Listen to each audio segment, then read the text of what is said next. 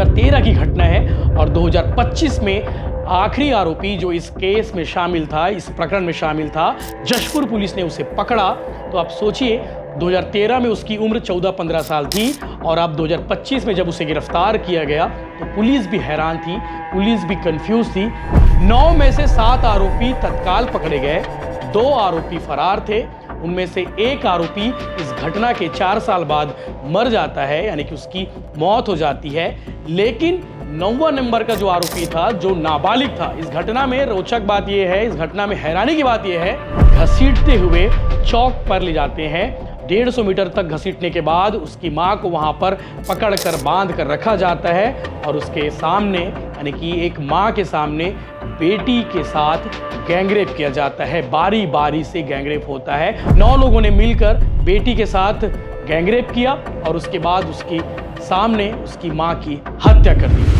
नमस्कार, जय जोहार, जय छत्तीसगढ़। मैं यशवंत साहू और आप देखना शुरू कर चुके हैं भिलाई टाइम्स और आप लगातार भिलाई टाइम्स में इस तरह की स्टोरीज देखते होंगे। हमारी कोशिश होती है कि ऐसी स्टोरी में आपको सबक दी जाए। कैसी स्टोरी, तो आपको बता देता हूं।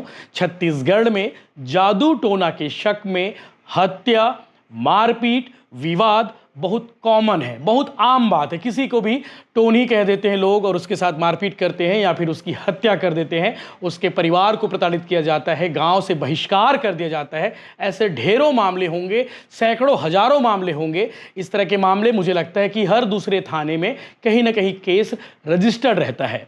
आज जो स्टोरी आपको मैं बताने वाला हूं, इस स्टोरी को सुनकर आपके पैरों तले जमीन खिसक जाएंगे। किस तरह से एक मां के सामने बेटी के साथ गैंगरेप किया जाता है। एक नहीं, 2 नहीं, 9 लोग गैंगरेप करते हैं और उसके बाद उस मां को बेरहमी से मार दिया जाता है बेटी के सामने। सोचिए, मां बेटी के सामने किस तरह से बेरहमी से जुर्म होता है।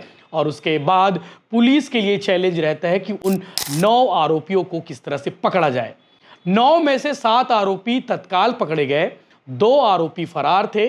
उनमें से एक आरोपी इस घटना के 4 साल बाद मर जाता है, यानी कि उसकी मौत हो जाती है। लेकिन 9वां नंबर का जो आरोपी था, जो नाबालिग था, इस घटना में रोचक बात यह है, इस घटना में हैरानी की बात यह है कि एक आरोपी 8 में से 9 में से एक आरोपी नाबालिग था, जिसकी उम्र 18 साल से कम थी। उस वक्त उसकी उम्र 14-15 साल थी और अब वो आरोपी पकड़ा गया है, यानी कि 9 में से 7 आरोपी पहले पकड़े गए।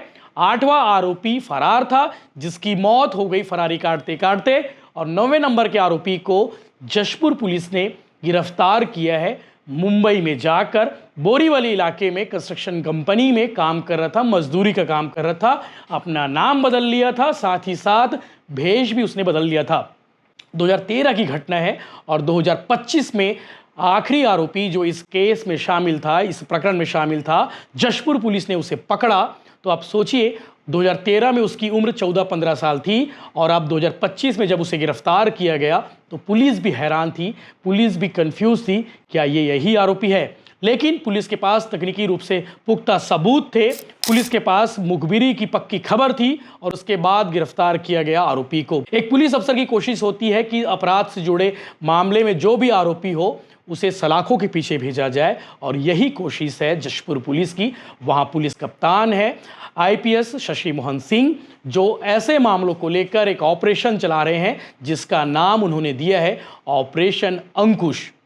और ऑपरेशन अंकुश के बारे में आपको बता दूं कि इस केस को आप जब सुनेंगे ना कि 2013 की घटना है, 1 सितंबर 2013 की जो रात घटना घटी थी वो वाकई में प्रदेश में चौंकाने वाला था। जशपुर जिले के कुनकुरी इलाके की घटना थी। 2013 में ये कांड हुआ था। 9 लोगों ने मिलकर बेटी के साथ गैंगरेप किया और उसके बाद उसकी सामने उसकी मां की हत्या कर दी। पुलिस जांच करती है, जांच के बाद आरोपी पकड़े जाते हैं। और इस मामले में आपको बता दूं, जादू टोने वाला जो शक है, जादू टोने वाला जो एंगल है, वो ये है कि रामलाल विश्वकर्मा नाम का एक युवक है। कुनकुरी थाना क्षेत्र का ये मामला है। जिस गांव की घटना है उस गांव का मैं जिक्र नहीं कर सकता क्योंकि मामला गैंगरेप से जुड़ा हुआ है। और उस इलाके के गांव में एक महिला अपनी बेटी के साथ में घर में रहती थी। रात को 11:30 बजे कुछ लोग आते हैं उसमें दरवाज़ा खटखटाते हैं। दरवाज़ा खटखटाने के बाद बलात् प्रवेश करते हैं, यानी कि ज़बरदस्ती उस घर में प्रवेश करते हैं। वहाँ से उसकी बेटी को खींच कर लेकर जाते हैं और उसके थोड़ी देर बाद उसकी माँ को भी घसीटते हुए चौक पर ले जाते हैं। 150 मीटर तक घसीटने के बाद उसकी माँ को वहाँ पर पकड़ कर बांध कर रखा जाता है और उसके सामने, यानी कि एक माँ के सामने, बेटी के साथ गैंगरेप किया जाता है। बारी बारी से गैंगरेप होता है। उसमें एक नाबालिग युवक भी था, नाबालिग भी था, जिसकी उम्र 18 साल से कम थी। रामलाल विश्वकर्मा नाम है जिसने ये पूरा षड्यंत्र रचा, जिसने इस पूरी कहानी की रचना की। रामलाल विश्वकर्मा को लगता था कि महिला जिसकी अब मौत हो चुकी है, इस दुनिया में नहीं है, वो महिला टोनी है और उसकी वजह से उसके भैया और भाभी की मौत हुई है और साथ ही साथ उसकी पत्नी भी उस महिला की वजह से बीमार रहती है। और जादू टोने के शक में रामलाल विश्वकर्मा ने सोचा क्यों ना इस महिला को रास्ते से हटा दिया जाए और उसकी बेटी के साथ में गैंगरेप किया जाए। उसने प्लानिंग करने के लिए अपने साथी सतीश विश्वकर्मा को उसने संपर्क किया और सतीश ने अपने साथी, जो झारखंड का जो किलर था, जो मास्टरमाइंड था इस पूरे एपिसोड में हत्या की वारदात को अंजाम देने के लिए, गैंगरेप की वारदात को अंजाम देने के लिए, गुंजन खेस को उस समय 80,000 रुपये कैश दिए गए और गुंजन खेस अपने साथियों के साथ अनुरंजन लकड़ा, प्रफुल्ल लकड़ा, सुमन खेस, असीम खेस, नेल्सन खेस और 9वें नंबर का जो आरोपी है नाबालिग, उससे संपर्क किया।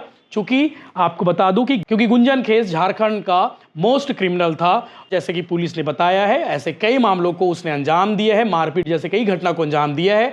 और जब गुंजन खेस अपने साथियों को संपर्क किया, रात के 11:30 बजे सब एक साथ उस घर में पहुंचने के बाद महिला को बांधा गया और उसके सामने उसकी बेटी के साथ में बारी बारी सब ने गैंगरेप की और उसके बाद उसकी माँ की, यानी कि उस महिला की गला रेत कर इन्होंने बेरहमी से हत्या कर दी। सुबह जब पुलिस वहाँ पर पहुंची, मौके पर आरोपियों की गिरफ्तारी के लिए टीम बनाई गई और टीम ने 9 में से 7 आरोपियों को गिरफ्तार किया, जिनमें से 2 आरोपी फरार थे, नेल्सन खेस और नाबालिग। नेल्सन खेस की मौत हो जाती है 2015 में फरारी काटते काटते और नाबालिग आरोपी जो अभी पकड़ा गया है मुंबई के बोरीवली इलाके से, उसे गिरफ्तार करके लाया गया और उसने जुर्म कबूल कर लिया है। पुलिस इस मामले की जांच कर रही है। उस वक्त आईपीसी की धारा 456, 365, 376 और 3034 के तहत मामला पंजीबद्ध किया गया था और हर पुलिस ऑफिसर की कोशिश होती है, जो पुलिस वाले हैं वो समझ सकते हैं कैसे किसी अपराध में जुड़े हुए आरोपियों को कैसे सलाखों के पीछे भेजा जाए, यही कोशिश होती है और जशपुर पुलिस की यही कोशिश थी।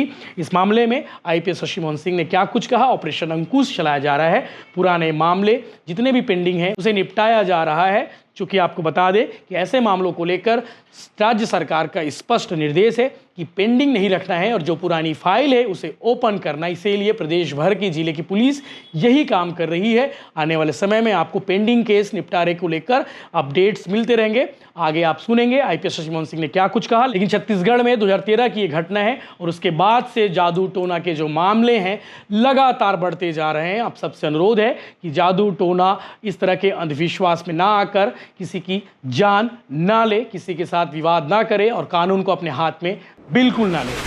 पुराने फरार आरोपियों को धरपकड़ हेतु जशपुर पुलिस के द्वारा चलाया जा रहा ऑपरेशन अंकुश, जिसके तहत हमने अभी 2 आरोपियों को गिरफ्तार किया है, जिसमें से एक आरोपी जिसे हम मुंबई से पकड़ के ले आए हैं और 2013 का ये मामला था। उस समय रेप विथ मर्डर और ये सुपारी किलिंग का मामला था, जिसमें 9 आरोपी थे।